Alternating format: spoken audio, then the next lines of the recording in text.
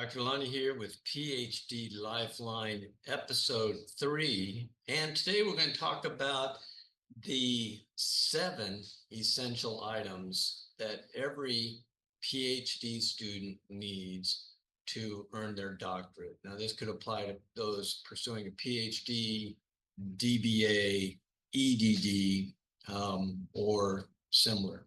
And there may be more than 7, but in my years of experience working with doctoral students, teaching doctoral courses and leading others through their dissertation process, these are the ones that I've identified, but certainly there may be others.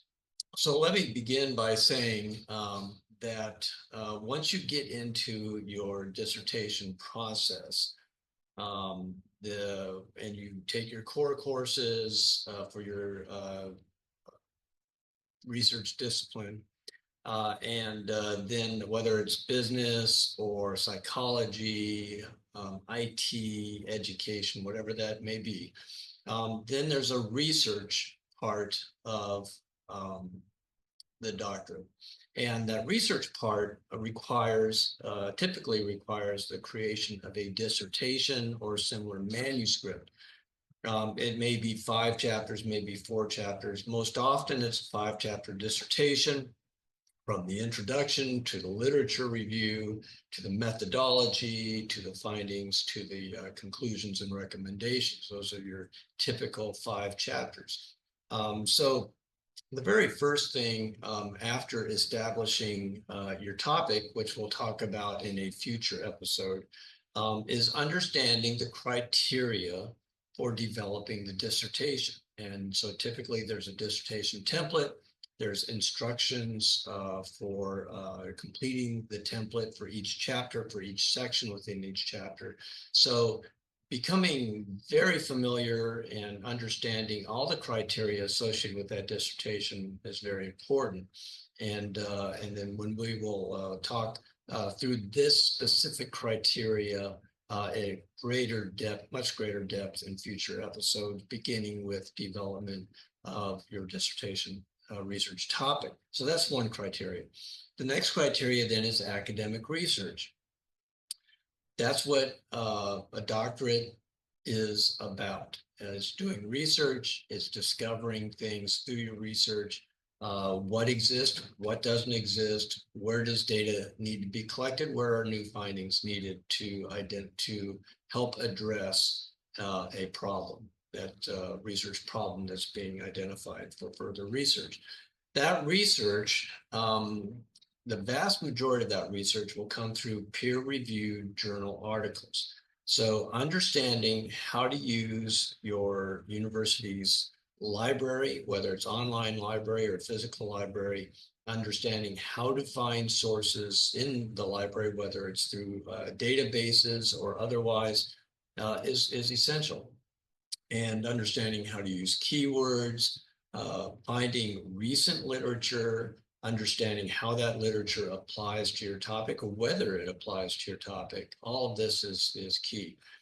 For chapter 2 alone, typically you need at least 100 recent peer-reviewed sources. So whatever your topic is, you'll need to make sure that there's an abundance of research, scholarly research, available on that topic. So being able to do academic research and find those sources is key. Often I will point students towards working with the university librarian to assist in that effort, whether it's knowing how to find the sources, where to find the sources, or constructing the keywords in the proper sequence and format for the search. The third thing then is scholarly writing. And I know this was true for me, but when you enter into the doctorate, we have a style of writing, which we've always used, whether it's business writing or whether it's informal writing and so forth. I thought I was a pretty good writer when I started my doctorate, but what I soon found out, and I think what many students find out, is that scholarly academic writing is a different style of writing. Uh, we tend to write as we speak, and in academic writing, we are writing facts. So it's very precise. We avoid any superlatives, anything that may unintentionally demonstrate researcher bias. We also avoid words like us and we and you and they and them. So it needs to be very precise and accurate. So understanding how to write well is key. Many students will use tools like Grammarly to assist in that process. However, there's a recent trend to use generative AI tools to help improve writing. Those generative AI tools should be avoided, and you need to write with your own voice and your own style, because that's what makes it unique for you. So tools like Grammarly can assist in identifying areas for improvement, yet students should write their own, be responsible for writing their own work.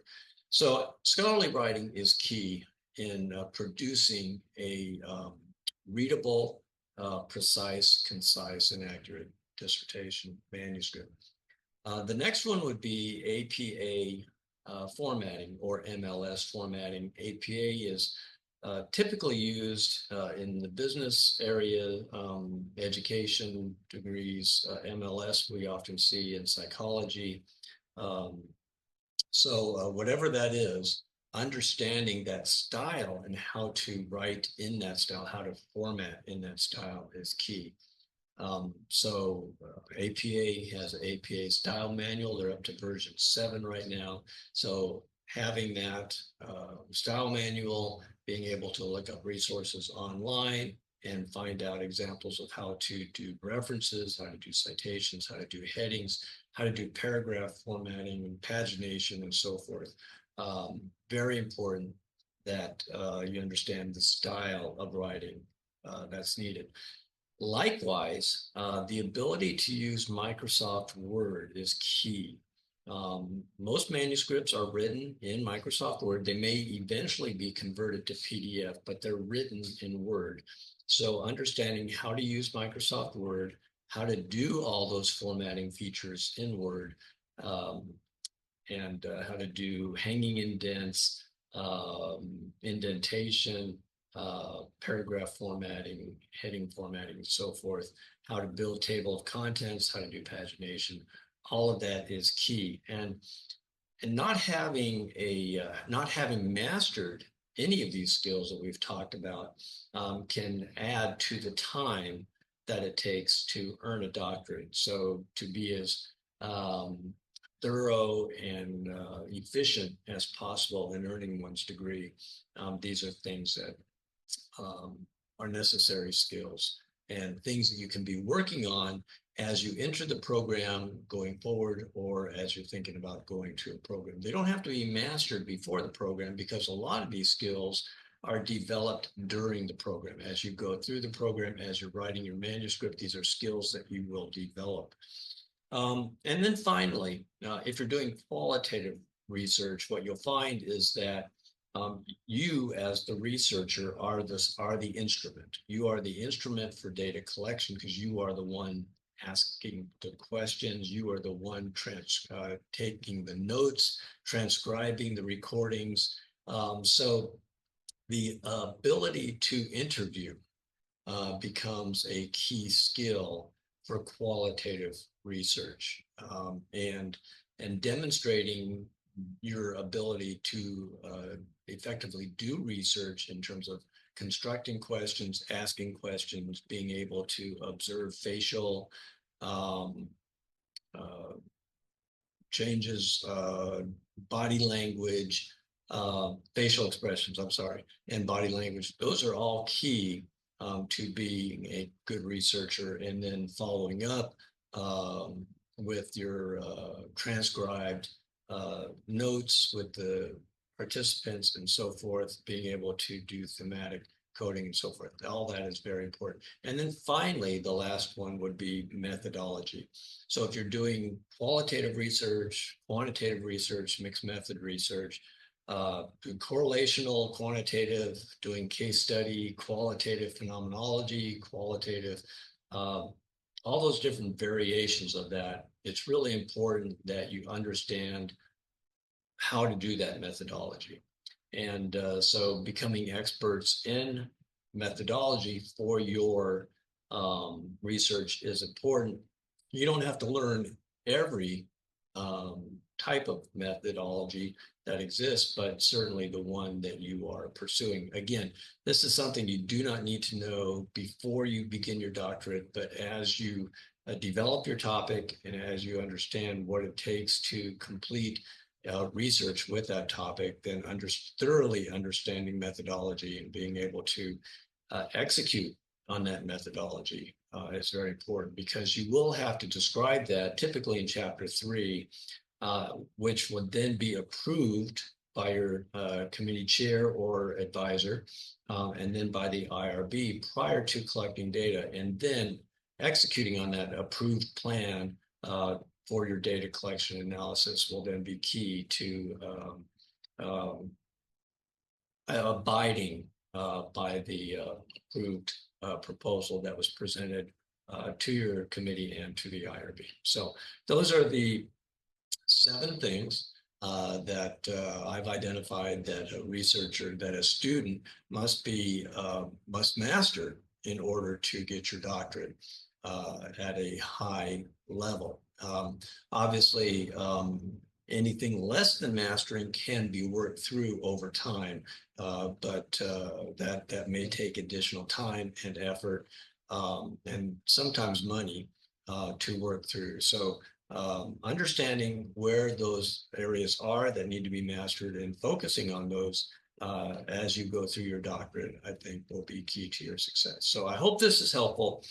In future episodes, we will talk about each one of these elements in much greater detail, and we'll break them down into sub-elements and work through each part of the dissertation process. So stay tuned. Hit that subscribe button so that you're notified when new videos are posted, and hit like, and that'll be helpful in getting the word out for others to come join and watch this as well. So take care, and best success in your doctoral journey. This is Dr. Lonny. Take care.